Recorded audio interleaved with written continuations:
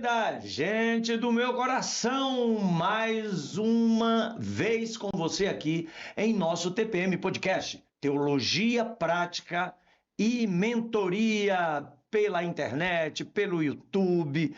Você pode nos seguir e eu agradeço a Deus por você estar aí conosco. Você que recebeu esse link, você já pode enviar esse link do podcast para outras pessoas. Você pode deixar o seu joinha, se inscrever no nosso canal e participar desse movimento maravilhoso. Estamos hoje aqui com mais um convidado, trazendo uma tônica importantíssima para o nosso tempo. Nós estamos conversando aqui nessa temporada sobre a pós-modernidade e os desafios para a igreja dos dias de hoje. Esse é o tema, esse é o assunto que estamos trabalhando. E conosco hoje, eu costumo dizer que ele é o Papa de Bom Jesus do Itabapoana, o pastor Valdemir de Oliveira. Valdemir, meu querido, muito obrigado pela sua presença. Valdemir, fala um pouco aí para os nossos participantes, nossos espectadores, onde é que você pastoreia, fala um pouco sobre você. Cumprimento todos que estão conosco, né, nessa tarde, nesse tempo especial. Olha bem, tarde, noite e manhã, porque a gente não sabe quando é que o pessoal vai assistir o podcast. Sabemos, né? Então, sou pastor aqui na Primeira Igreja Presbiteriana de Bom Jesus, já caminhando para o nosso 9º ano aqui. Já pastoreamos na região de Minas, um pouquinho na região do Espírito Santo. Estamos aí por mais de 20 e poucos anos aí de ministério. E é uma alegria poder estar com você, Paulo, nessa tarde, tratando de um tema tão instigante. E esperamos, de alguma forma, poder contribuir com aqueles que nos ouvem, né? Com uma análise crítica e, quem sabe, termos um norte, né? Um direcionamento para como seguir adiante com a bandeira do Evangelho, né? Exatamente. Você que é presbiteriano, você que se entende como um cristão reformado, essa conversa aqui vai ser muito importante para você. E eu não posso começar essa conversa sem lembrar dos nossos parceiros, pessoas queridas que estão nos ajudando. Enquanto a gente conversa, passa aí umas propagandas dessa galera querida. Muito obrigado pela sua visão, pelo seu investimento, muito obrigado pela sua amizade e que Deus abençoe a sua vida. Para a gente é muito importante a sua participação. Então, Valdemir, nós estamos conversando aqui nessa temporada sobre a questão da pós-modernidade. E os desafios para a igreja. Nós já tivemos aqui alguns bate-papos assim, muito legais, coisas muito boas, e eu queria que você desse uma definição sua do que você tem estudado. Como é que você define a pós-modernidade? Paulo, a pós-modernidade é um período de tempo, vamos dizer assim, catalogado aí pelos estudiosos, com algumas marcas, algumas características muito peculiares, muito distintas. Cada época, cada bloco de tempo, ele é marcado por formas, por maneiras de pensar que você pode, de uma maneira geral, introduzir o pensamento, né? O modus operandi de cada época. E de talvez alguns anos para cá, 50, 60 anos para cá, a gente tem uma época que nós estamos chamando agora é chamar de pós-modernidade, né? Houve a modernidade, outros períodos históricos anteriores, e algumas marcas são bem peculiares. E eu, inclusive no tempo do seminário, eu não acreditava muito nisso, 20 anos atrás, estudamos um pouquinho daquilo que é chamado teologia contemporânea, e eu não aceitava muito bem, eu achava que era um negócio muito vazio, muito superficial.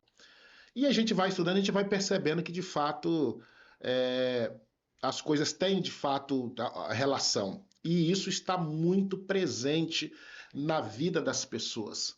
Então, por exemplo, hoje nós temos os chamados ismos da pós-modernidade, né? O superficialismo, o relativismo, o subjetivismo. Então, mais do que nunca, estas questões elas marcam o o modo de vida das pessoas envolvidas nessa época. Então, vamos citar um exemplo, o superficialismo. As nossas relações hoje elas não são tão densas, tão consistentes como elas eram. Mas não somente isso, todas as demais coisas envolvidas na nossa vida, elas tendem a durar menos. A gente não tem muita paciência com algumas coisas. Por exemplo, nós não temos aquela persistência, aquela paciência que as pessoas tinham em conseguir alguma coisa, por exemplo, de manter uma relação, de manter um namoro. Parece que essa pós-modernidade agilizou as coisas, e de fato agilizou, e a gente então vai nessa caminhada, nessa toada, e isso engloba a igreja, engloba todas as relações. Então, a pós-modernidade ela trouxe desafios próprios, ela trouxe vantagens, mas também trouxe consigo uma série de desvantagens que, como igreja ou em qualquer outra instituição, precisa saber lidar com essas questões. É uma coisa que eu vejo, Valdemir, é que na pós-modernidade a autoridade passou a ser questionada.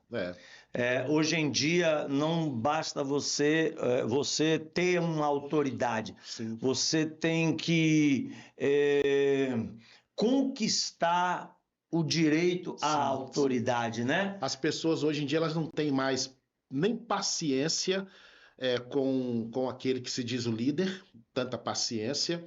Elas têm, por exemplo, rejeição às instituições.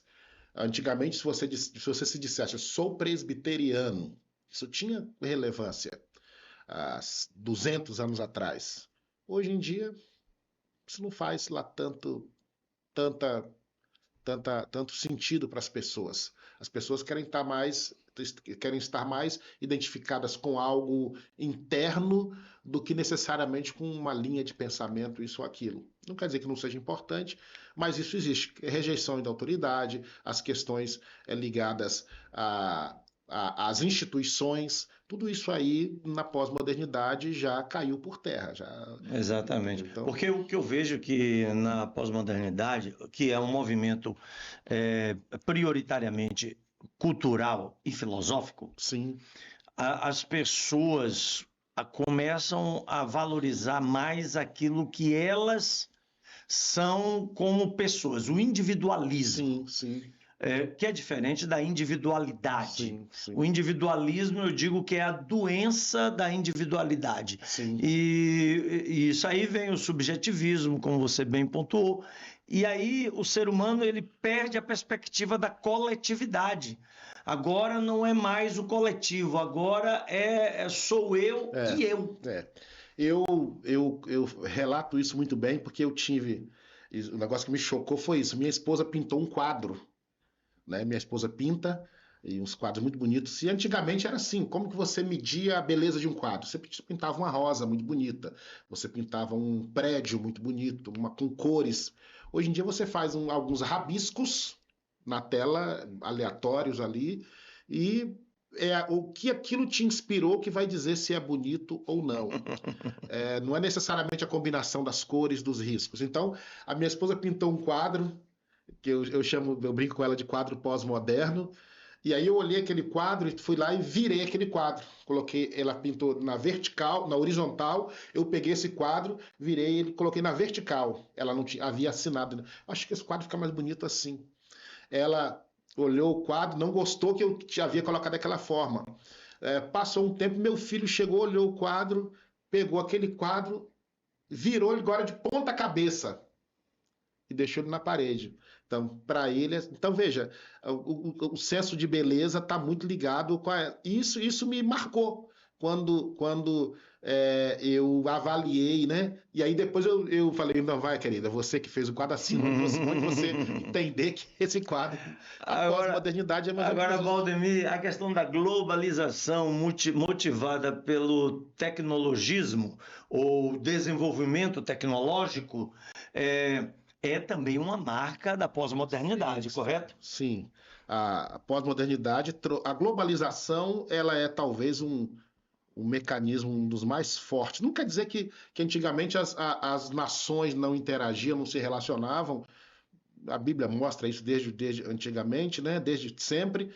No entanto, com essa eclosão do que de fato propriamente chamamos hoje globalização, há uma troca de experiências, de conceitos, de valores, há uma interação muito grande, há um movimento muito grande e a pós-modernidade ela procura ver verdades em todos os matizes, em todos os níveis, preferências, gostos, e isso é, é, acaba encerrando com aquilo, por exemplo, que você falou anteriormente, que é o objetivismo das coisas, né? O que combina o vermelho com o amarelo, o azul com o branco, algo maior aqui e menor ali. Então, determinados padrões que eram estabelecidos antes, hoje já não tem mais valor. Virou tudo de ponta cabeça. Também por causa dessa quantidade de informações que nós recebemos, né? Por causa desse entendimento de sabedoria de saberes em todas as culturas, que não há uma que se sobressai a outra, na verdade que se sobressai sim, mas está ligado sim a todas essas questões. E a igreja, né, que nós estamos trazendo aqui da questão eclesiológica, né? Então a igreja ela está envolvida nesse movimento, né? E quem acaba sendo talvez mais, não sei se deveria dizer que ser mais prejudicado, mas de certa forma são as chamadas igrejas históricas. Porque as igrejas históricas nasceram na modernidade. Já nasceram, não é só por ter nascido na modernidade, mas porque são igrejas que já estão pré-estabelecidas num modelo próprio cultural, num modelo de adoração, num modelo de evangelismo. As igrejas históricas elas gozam dos nossos baluartes, né? De grandes homens do passado, no nosso caso aqui, alguns até que viveram no âmbito da Idade Média. E por incrível que pareça, né, você vê, por exemplo, nas nossas igrejas hoje, você dizer, por exemplo, que você vai tirar um banco de madeira da igreja, isso gera um problema, às vezes, porque, veja, lá 3, 4 séculos atrás usava-se, você estava em países com madeira abundante, aquele era o material próprio, algumas regiões mais frias, né? A madeira, ela é de certa forma isolante, né? Alguns lugares hoje você falar de acústica nas igrejas, por exemplo, né? Antigamente não se tinha variedade de instrumentos, não se preocupava com essas coisas, né? E hoje em dia as chamadas igrejas históricas elas têm essa dificuldade de se ajustar e deveria ser talvez até o contrário, porque por serem igrejas estabelecidas que já lidaram com muitos movimentos, talvez seria mais fácil para as igrejas do que aquelas que estão começando agora. Mas, na verdade, é muito difícil. É muito difícil. E aí a gente já vai entrando no nosso tema, vai vendo aí, gente, você que está aí, envia esse podcast o mais rápido possível. Você tem aprendido muito aqui, deixa o seu like, passe para os seus contatos, faça logo isso, porque hoje é dia de aprendizado. Toda segunda-feira, às 19 horas, você tem TPM Podcast, um lugar para você crescer e aprender bastante. E aí, agora a gente entra na questão da igreja. Sim. A igreja reformada, as igrejas históricas, a igreja presbiteriana, no nosso caso, né? Uhum.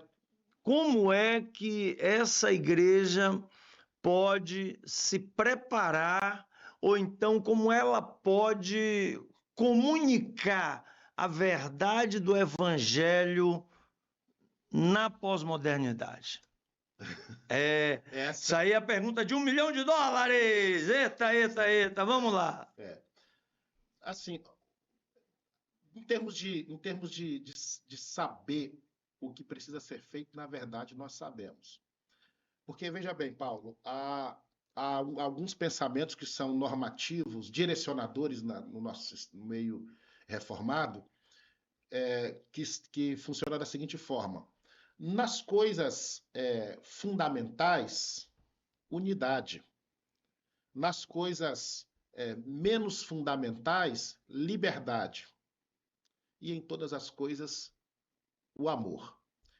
Então, geralmente a gente utiliza esse critério para muitas questões. Então, aquilo que é fundamental é unidade, não se mexe.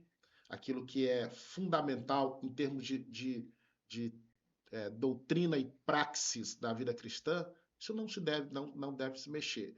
Vamos dizer, a centralidade da palavra de Deus, a singularidade da pessoa de Cristo na obra da salvação, isso são fundamentos, são pilares. Agora, como nós vamos transmitir isso a cada época, a cada geração? Isso pode mudar, isso deve mudar, né?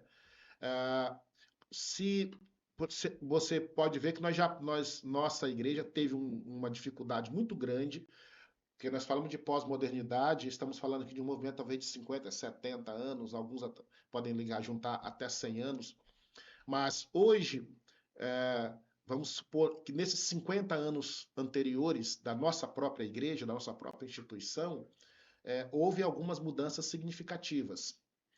Por exemplo, a introdução de instrumentos rítmicos na liturgia. Então, até se você observar da década de 50, provavelmente não havia. Década de 80, não tinha. Uma igreja, talvez no Brasil, não tinha, não tinha uma bateria, meu pai amado. Então, hoje, acredito que a maioria das igrejas possuam. Mas aquilo foi muito difícil de ser introduzido por essa geração. Exatamente. Né? Ainda existem igrejas que não aceitam, né? A questão de... Eu entendo que pode sim ter alguns aspectos de quebra vamos dizer assim, quebra da harmonia, quebra desse senso de reverência no culto em alguns momentos, né? Porque as próprias igrejas também, como falamos, não estavam também preparadas em termos de acústica, como hoje já existem igrejas que estão sendo... Então, já houve alguns avanços nesse sentido, mas precisa continuar avançando. Nós não podemos, por exemplo, evangelizar das mesmas formas, usando os mesmos métodos. Gente que às vezes acha que você entregar um folheto na rua, vamos entregar um papel aí na rua. Hoje em dia não sei nem se podemos falar em termos de educação ambiental, se é saudável sairmos panfletando as pessoas e sujando a cidade com panfletos, né? Então precisamos pensar nisso, uma vez que nós temos hoje Zap, né, para você mandar uma mensagem, Instagram, redes sociais, você pode ser até mais efetivo, inclusive. Então, a igreja precisa buscar alternativas, seja no próprio estilo da sua adoração, de receber as pessoas, precisa buscar. Acredito que esse critério aí, né, o que é fundamental, o que não é fundamental, e o que é, né, vamos dizer assim, que não fede nem cheira. Não é a essência. Não é a essência. Então, acredito que um bom critério de avaliação seja por aí. Né? Porque uma coisa que eu vejo é que as igrejas históricas, elas não estão conseguindo penetrar na cultura.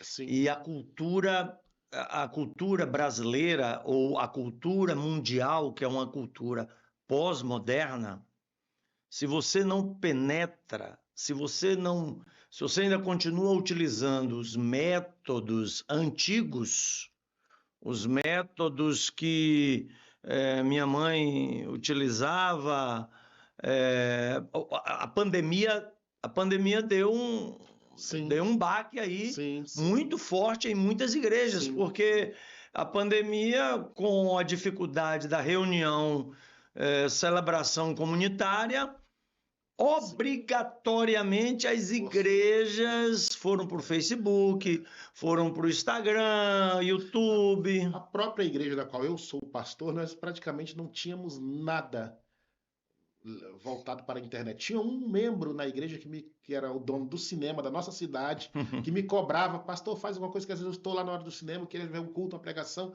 e tal, nem que seja você falando, além de captando do microfone, de um celular assim à distância, nós não fazíamos. Então, hoje nós temos bastante material na internet e não percebíamos isso, né? Então, a pandemia, de fato, nos forçou a esse tipo de situação. Não sei se outras questões, né? Vamos supor, algumas igrejas, eu acho que a pandemia, ela abençoou e também, ao mesmo tempo, expôs algumas questões. Para as igrejas, por exemplo, de cunho neopentecostal, é, a pandemia foi danosa num determinado aspecto, que boa parte dessas igrejas vivem de ofertas, de campanhas de ofertas, né? As igrejas nossas mais históricas, elas vivem de dízimos. Então, elas não foram tão prejudicadas, porque você tem o hall de membros, né? Não tem aquele fluxo tão grande de pessoas. Então, o membro que ele é fiel e tudo mais, ele continuou ofertando, dizimando ali normalmente. Então, nesse sentido, as igrejas históricas não foram tão prejudicadas. Nesse sentido, pastores que tinham programas de televisão, aquelas coisas, dependendo de oferta, alguns perderam os seus programas e tudo mais. Então, os desafios são muitos, são variados. Nós temos que pensar, obviamente, na nossa forma como estamos falando aqui, mas o desafio está aí diante de nós. Precisamos, sim, buscar maneiras de alcançar. Uma facilidade que nós temos tido, talvez, seja no campo das missões transculturais. No campo das missões transculturais, as ditas igrejas históricas, elas enviam, custeiam, né? Elas têm um plano de custeamento de missionários, então o missionário vai para o campo, vai iniciar um trabalho lá entre os curdos, por exemplo, no Iraque, mas lá ele vai ter que se introduzir na cultura. E a igreja que vai nascer ali, ela vai nascer refletindo aqueles aspectos da própria cultura. Um pouco diferente do que era a questão missionária anos atrás. Nos anos anteriores, por exemplo, quando os americanos vieram para o Brasil, eles introduziram o estilo de culto deles aqui. E nós seguíamos, né, o modelo. Já atualmente não. O plano missionário hoje, você começa uma igreja lá, aquela igreja tem que refletir mais ou menos os aspectos daquela cultura. Acredito que nesse pormenor, o trabalho missionário está sendo melhor feito do que fora no passado, em relação àquilo que nós chamamos de pós-modernidade. Então, aí você vê o trabalho missionário como uma ferramenta para ampliar essa entrada das igrejas históricas na cultura. Eu posso dizer que talvez no espaço talvez de 100 anos, dado o trabalho, especialmente que está sendo feito hoje dentro da Igreja Presbiteriana do Brasil, pode ser que em 100 anos, se o trabalho continuar sendo promissor da forma como está acontecendo, muitos campos sendo abertos e a igreja voltando a contribuir, pode ser que no futuro nós tenhamos igrejas históricas muito fortes e consistentes em outras partes do mundo, e talvez até mais antenadas com o tempo, né? O slogan da Mocidade para Cristo no compasso do tempo, ancorado na rocha, né? E como nós conversávamos pela manhã do cântico da Mocidade Presbiteriana, o mundo muda, mas Cristo não, importa que preguemos a salvação. Somos jovens no mundo velho a pregar novos ideais do mesmo evangelho que pregaram nossos pais. Então a Mocidade Presbiteriana, ela já estava antenada nisso, né? De conseguir perceber a evolução das coisas e de caminhar também evoluindo, né? E voltando ao antigo lema da reforma, né, protestante, igreja reformada, sempre se reformando. Isso foi contemplado pelos reformadores lá atrás, mas na prática parece que travou, né? Quando chega, porque esse o meu grande problema é a prática, Valdemir. A gente sabe a teoria é linda, é uma igreja reformada sempre reformando, mas o que é que a gente precisa reformar nessa igreja? Quer dizer, o que é que...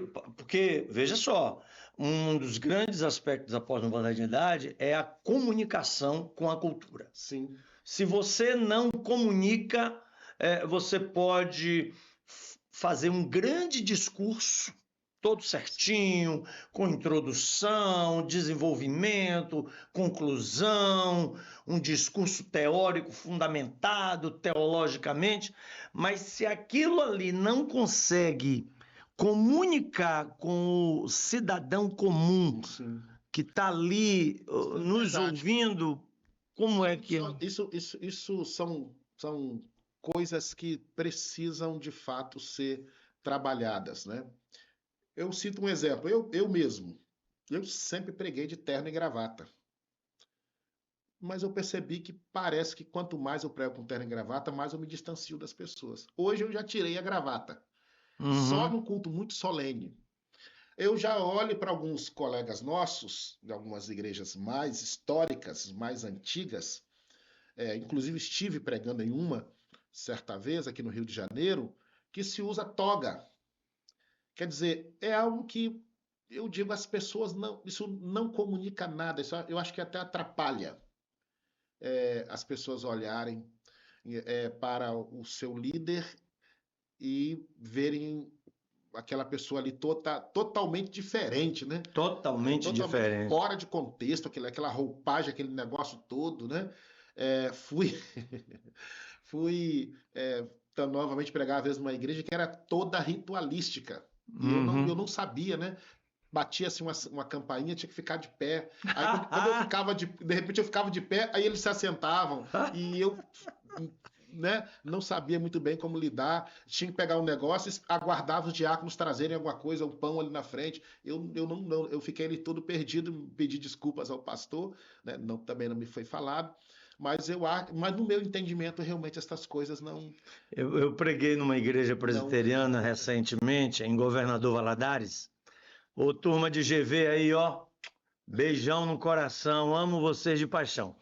Preguei numa igreja lá e o pastor falou comigo, num bate-papo lá, que quando ele chegou na igreja, ele tinha uma salinha em que ele ficava ali, ele chegava antes, ia para aquela salinha, e aí quando abria a porta e ele entrava, dava 7 horas, o horário de começar o culto, ele entrava, e quando ele entrava, a igreja toda se colocava de pé. E só sentava depois que ele falasse para sentar. Aí depois do primeiro culto, ele não aguentou aquilo, chamou o vice-presidente do conselho e falou assim: meu irmão, desse jeito eu não aguento, eu posso mudar? Aí disse que o vice-presidente do conselho falou assim: pastor, faça do jeito que o senhor quiser, porque a gente está precisando, a igreja não está conseguindo se comunicar com esse formalismo. E aí a igreja hoje está num estilo mais contemporâneo, mais para frente e tal. Eu conheço um pastor que porque você tem aqueles irmãos que gostam, e eu acho que tem também o seu lugar de determinado formalismo. Então, tem um pastor que ele utiliza na sua igreja a formalidade, às vezes mais no dia do culto da Santa Ceia, ou quando algum irmão vai casar que gosta daquilo que ele usa toga e tal. Então, eles têm aqui alguns momentos que eles utilizam. 90% do tempo é de outra forma. Então, assim, talvez é um caminho, né? É um caminho, porque a gente tem que observar também algumas questões aí do passado e tudo mais, mas de fato nós precisamos buscar maneira de estar mais presente. E isso é algo tão presente, tanto na nossa visão bíblica, e quando a gente olha para as Escrituras, a gente vai ver que o Senhor Jesus nunca usou né? Ele usava de vestimenta especial. Isso era questões muito ligadas ao Antigo Testamento, né? A vestimenta dos fariseus, e tal. Então, dos mestres da lei. Então isso aí era o sacerdote no templo, aquela coisa lá, antigo. E qualquer leitura mais banal que você fizer das Escrituras, você vê que isso 99% dos pastores nossos aliancistas, eles entendem claramente isso aí, não tem. Mas lidar com isso no dia a dia é um pouco difícil. O fato é que a pós-modernidade trouxe para a gente, ao mesmo tempo que trouxe a nós desafios, por exemplo, tratamos aí algumas questões ligadas à eclesiologia, temos desafios, por exemplo, ligados à antropologia, à questão sexual, falta de valores, né? Você vai ver que desde o início a Bíblia coloca, né, que Deus fez macho e fêmea, homem e mulher. Então veja que os valores estão bem delineados desde o Antigo Testamento. Tá lá, está tudo muito bem delineado. Nós não temos dificuldade de lidar com determinadas questões. Mas a pós-modernidade, ela força-nos a uma série de visões, né, que devemos aceitar o todo, né? E não é por aí. Então, sejam desafios eclesiológicos, sejam desafios antropológicos, sejam desafios na prática cristã, nós estamos enfrentando da mesma forma. Agora, Valdemir, para a gente encaminhar aí para o nosso final, porque o podcast tem uma dinâmica e é importante a gente chegar numa questão prática.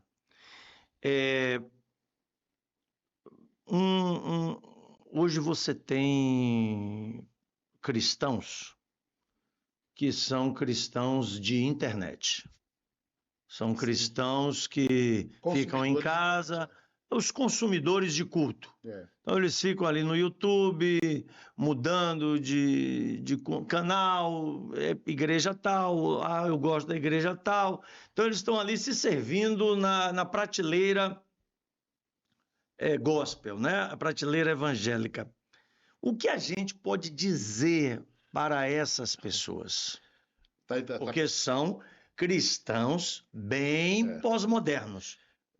Exato, Paulo. Aí é disso que nós estamos falando quando a gente fala que a pós-modernidade trouxe desafios e a pós-modernidade trouxe também formas que hoje você tem essa visão, né, do consumidor, de alguém que paga, que alguém dá um recurso ali, ela não precisa, né, se envolver. Nós temos uma visão hoje aí do individualismo, que é uma marca muito presente, do egoísmo, que é uma marca muito presente, né, na internet. Então eu posso ser cristão dentro de casa. Obviamente que essa ideia que nós temos hoje aí do crente desigrejado, da pessoa que não se envolve com a igreja, né? Ela não tem fundamentação bíblica. Mas a pessoa vai dizer, não, mas eu posso ser crente em casa. Sim, mas você tem que viver a praxis cristã. Eu acho interessante isso, que em alguns momentos parece até ser contraditório. Mas veja, eu sou pastor e nem tudo na igreja é como eu quero. E às vezes, até mesmo a injustiça às vezes impera na igreja, para que eu aprenda, às vezes, a ser mais humilde, eu aprenda a entender que eu tenho que aprender a viver com o pensamento contrário, oposto, e naquilo que não é fundamento, obviamente. Então, a gente vive essa dinâmica em diversas áreas, do crente consumidor, do crente que não vive a praxis cristã, mas ele quer, de fato, às vezes até decidir o rumo da igreja, né? A gente vê muito, eu vejo isso muito. Mas sem participar comunitariamente da igreja. Então, eu vejo, por exemplo, pessoas às vezes que querem, inclusive, você veja bem, inclusive pessoas que não são cristãs, mas que elas querem dizer como que a religião cristã tem que caminhar, sendo que ela mesma não é, ela mesma não vive aquilo. Então, uma das questões que a gente tem que entender claramente é exatamente isso que você falou. A vivência cristã é uma vivência essencialmente comunitária. Nós somos um corpo. Nós somos um corpo. Então, antes de vir para cá, eu estava aconselhando uma irmã, uma família, que teve um problema de ordens de saúde, teve um AVC. Então, antes de eu vir para cá, eu estava trabalhando isso. Isso é a vivência cristã. Então, como é que eu vou ficar ali apenas por uma tela de computador e dizer que eu sou cristão? É óbvio que se você tem, a pós-modernidade propiciou isso. Você tem uma pessoa que é enferma, é, cadeirante, é, enferma numa cama, não tem como ela deslocar para a igreja, para as reuniões comunitárias. Nós vamos estar próximo a ela, talvez por meio de grupos pequenos, talvez por meio do pastor levar uma santa ceia, dar uma certo apoio, e ao mesmo tempo ela ser edificada via internet. Aí você tem. Então você tem uma questão bem específica, né? Específico. Então você tem um mecanismo que hoje é muito mais saudável do que antigamente, que a pessoa não tinha, às vezes, nem telefone. Então, veja que a globalização, a evolução das coisas, da tecnologia, trouxe também suas vantagens para a igreja, né? Edificar. A igreja da qual eu sou membro, sou pastor hoje, eu vejo que a arrecadação financeira da igreja hoje, se não é menor, ela está praticamente 50%, em que as pessoas contribuem online do que aquelas pessoas que vão lá e colocam no gasofilácio. As pessoas entenderam que é prático você fazer um Pix, você fazer um depósito ali via conta. Isso é bom. Né? Antigamente você falava com alguns pastores de uma igreja ter um cartão de crédito ou da pessoa as pessoas achavam que era a última coisa do mundo, que não podia fazer esse tipo de coisa. Então, a evolução das coisas trouxe pontos positivos que a gente deve utilizar para o bem, né? E para a glória do Senhor. Porém, trouxe também esses desafios de você achar que você pode viver uma vida isolada, sem a experiência do corpo de Cristo. Sem experiência comunitária.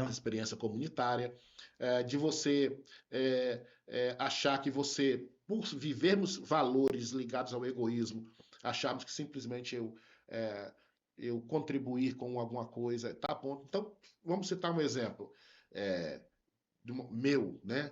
Uma vez nós fomos fazer eleição para presbíteros na igreja. Sim. E determinado presbítero comentou que ele ficaria um tempo fora da igreja, talvez ali uns 2 anos, resolvendo algumas questões, mas ele poderia ser presbítero, concorrer normalmente a ser presbítero.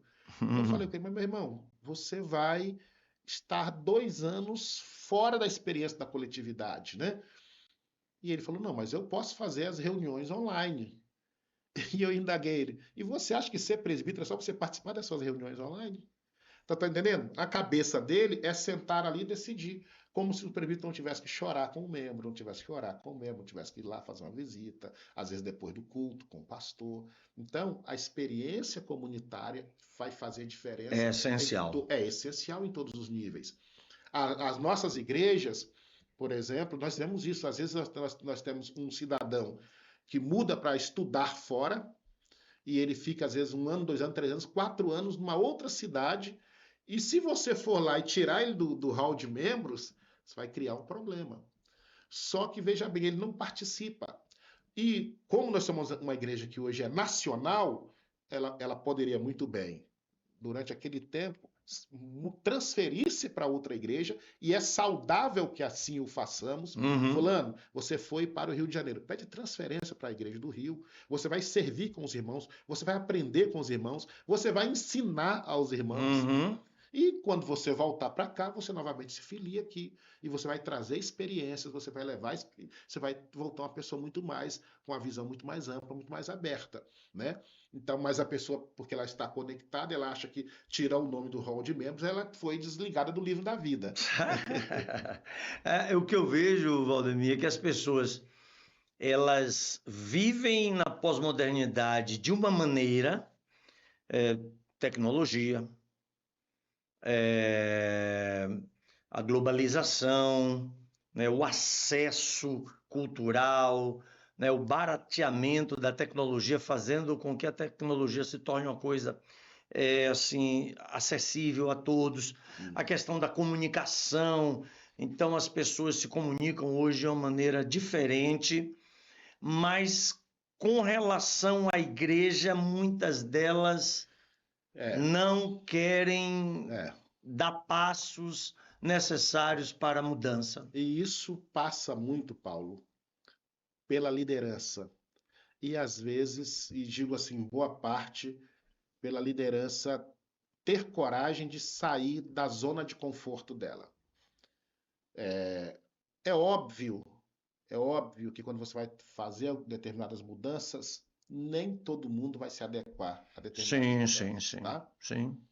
Eu tenho um amigo aqui na região de Cachoeiro, pastor, de uma grande igreja, vou até citar o nome de uma igreja batista, que ele era pastor de uma comunidade bem fechada e ele resolveu, como pastor, abrir esta igreja e era uma igreja de 200 pessoas e alguns membros bateram de frente, falaram, não, pastor, não vamos fazer isso.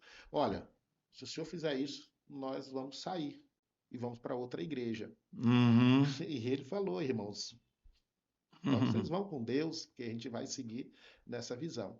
Hoje a igreja dele tem mais de 3 mil membros. E uhum. aquela igrejinha inexpressiva continua lá. Uma igreja que se atualizou, né, se modernizou. Não vou dizer que é só isso. Passa pelo estilo ministerial dele, passa pela visão, mas também de buscar ter uma comunidade que responda ao seu tempo, que caminhe com o seu tempo, né? E eu vejo isso. E como eu tenho muita amizade com ele, eu vejo que ele vive os mesmos problemas que a gente vive. Às Uhum. vezes, numa comunidade que está em franco crescimento, e batiza muita gente todos os anos, e, no entanto, essa comunidade, ele comprou um espaço, se eu não me engano, 40 mil metros, cara, de área, um negócio assim enorme, mas, sinceramente, a coisa não fluiu para alguns irmãos, a coisa não fluiu. Beleza. Ô, gente querida, ficou até aqui agora? Ficou até aqui nesse podcast? Passe para frente ele. Valdemir, para a gente finalizar, agora para a gente encerrar aí o nosso bate-papo, que graças a Deus está muito bom, porque aqui assim, cada um que vem traz algo diferente. E eu acho isso muito legal. Ah, uma palavra, Valdemir, para os pastores. Você acabou de falar aí de um pastor que teve coragem de fazer De alguma avançar. coisa diferente, avançou na visão, lógico, bateu de frente, apanhou muito, mas o que é que a gente pode dizer para os pastores, os líderes, presbíteros, sobre essa necessidade de se tornar uma igreja relevante na pós-modernidade? Irmãos, eu quero dizer para vocês que ser uma igreja relevante na pós-modernidade é, acima de tudo, pregar os valores do reino de Deus. Acima de tudo, é você se comunicar com a presente era e, dentro da sua geração, você cumprir o seu chamado, a sua missão. É óbvio que isso precisa ser colocado de uma maneira compreensível para com as pessoas. Precisa ser colocado de uma maneira que as pessoas compreendam e absorvam esses valores. Agora, a mensagem que nós temos que levar é algo glorioso, é algo maravilhoso, é algo pelo qual o nosso Senhor Jesus Cristo morreu. E por que então nós não podemos transformar isso em algo mais palatável? Então a gente deixa a cada um dos queridos irmãos pastores a, esta palavra de incentivo. Procure comunicar de forma que a palavra chegue ao coração das pessoas da melhor maneira possível. Mas eu também queria falar a você que nos ouve e que de repente gostaria de buscar uma igreja. Acima de tudo, busque uma comunidade bíblica. Acima de tudo, busque uma comunidade que preze pelos valores do reino de Deus. Não é só porque algumas pessoas cantam de uma forma, porque fazem de uma forma, porque tem luz, porque tem isso e aquilo, ou não tem luz. Não é isso.